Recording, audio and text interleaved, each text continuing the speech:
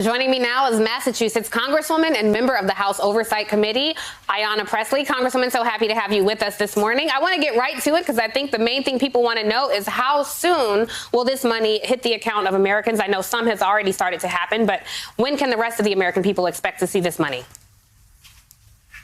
Sure, as early as this weekend. I mean, the important thing to recognize here is for those who have been having sleepless nights, worried about how they will remain safely housed, how they will pay for life-saving medication, how they will pay for diapers, how they will pay for groceries, for businesses that are worried that they may be permanently shuttered. Help is on the way. The American Rescue Plan, this is a massive step forward, providing critical relief to millions of families and workers who've been crushed by this pandemic. And I also just want to acknowledge, this is the biggest Congressional Progressive Caucus in the history of Congress.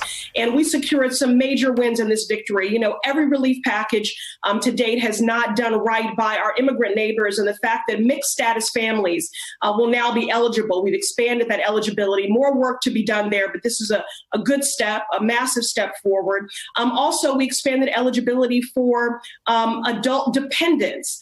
We had also not done enough by the disability community, so this is also a massive step forward. And of course, the child tax credit, which will cut childhood poverty in half. I represent a district that's one of the most unequal in the country, one of the most undercounted in the census, one of the most under-resourced. And so that is definitely going to have a huge impact. And critical funding for housing, utilities.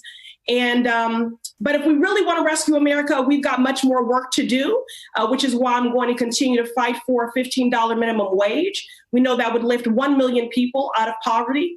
We know that it would increase the salaries of 32 million workers. I'm also going to continue to fight for paid leave, for $2,000 recurring survival checks for the duration of this crisis, and the canceling of student debt.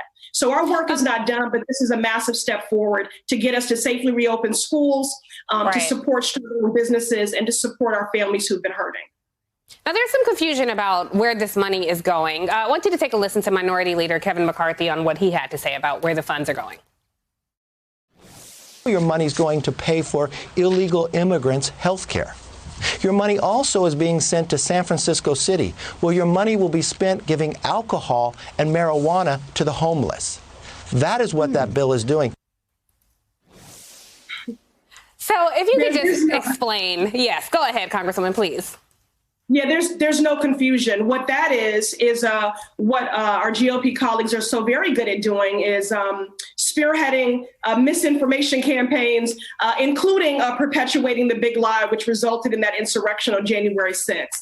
I remain focused, and my Democratic colleagues remain focused on centering the needs of everyone who calls this country home, who has been hurting. We are making massive infusions to our states and municipalities. Many of our governors and mayors have felt that they have been going it alone, and we are finally getting them the aid that they so desperately need, that our GOP colleagues have proudly affronted and obstructed at every turn. Also, massive infusions to our community health centers. I represent the district with the largest density of community health centers in the country, so we're getting them much needed funds. And then there was a bill that I introduced that was included in the package as well, and that's a $5 billion bill to support those who are experiencing homelessness. So this is a relief package to Madam Vice President Harris's point, that is leading with empathy.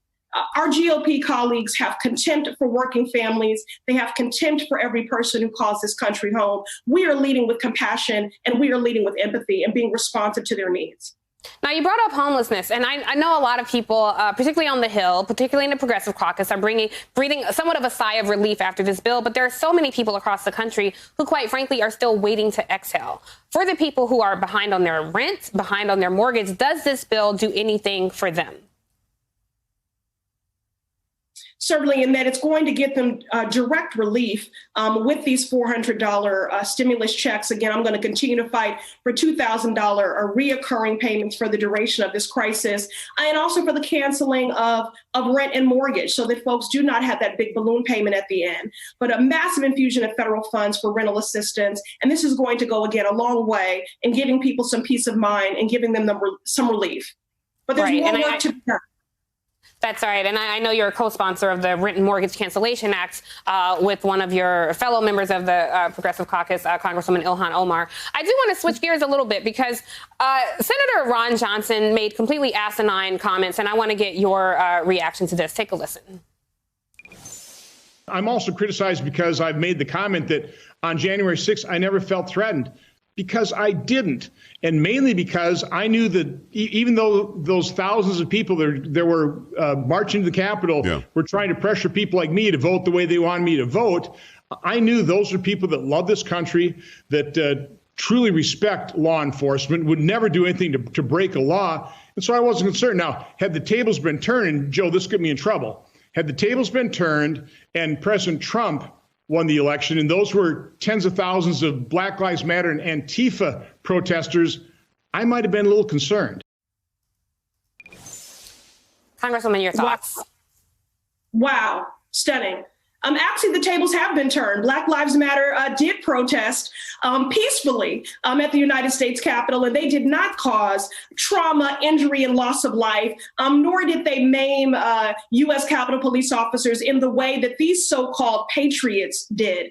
They proved this violent mob of white supremacists, that white supremacy is a threat to every American life and to our democracy. And it's unfortunate that our GOP colleagues dishonored their oath, those 43 senators, by not impeaching Donald J. Trump, to hold him accountable and also to bar him from running for public office in the future. But our work and our investigations continue. Anyone who perpetuated that big lie resulting in that insurrection, an attempted coup to disrupt the peaceful transfer of power, anyone who makes excuses for them, they are traitors. That is nothing short of treasonous behavior. So those damning commentary, but certainly not surprising. Thank you. Thank you. Thank you. Thank you very much. Thank all of you out there. Thank you as always. Thanks to at home. Thanks for watching. Thank you so much for letting us into your homes during these extraordinary times.